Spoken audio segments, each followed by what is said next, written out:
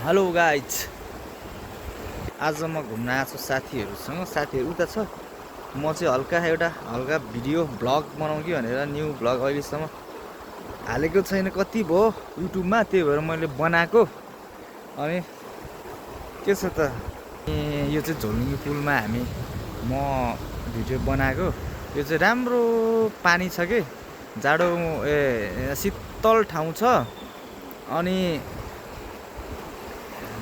के अरे यहाँ चाहिँ गर्मी भएको बेलामा नुहाउन हामी आउँछौँ। अब 2-4 दिनमा फेरि हामी आज नुहाएको। साथीहरू चाहिँ गयो उतानिर छ, खाँदैछन्।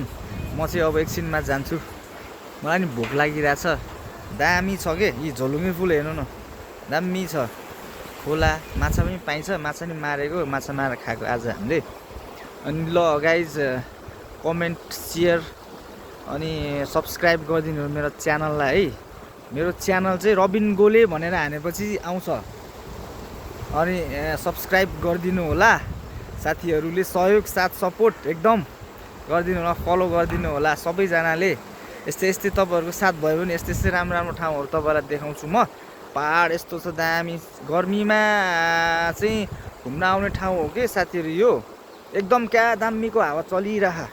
यो कहाँ छ भने मोहरी खोला हो, फास्ट ट्र्याक नजिकै पर्छ, फास्ट ट्र्याकको बाटो नजिकै पर्छ यसमा। अनि यहाँ चाहिँ हामी नुहाउन पनि आउँदाखेरि केही फरक पर्दैन, राम्रो छ पानी, एकदम सफा पानी बगिरहेछ, निलो पानी छ। अलिक टाढा भएर अलिक नराम्रो देखा होला सायद, तर दामी छ क्या, सही छ। आउनु साथीहरू, तपाईँहरू पनि एक दिन आउनु। मोहरी कहाँ छ भनेर खोज्दै आउनु, टाढाको मान्छेहरू नि आउनु होला, नजिकको त अब थाहा छँदैछ। यहाँ निजगढबाट अलिक भित्र आउनुपर्छ हामी। सो गाइजहरू आउनु होला है। थ्याङ्क यू, सबैले साथ सपोर्ट चाहिँ गरिदिनु होला ल गाइज।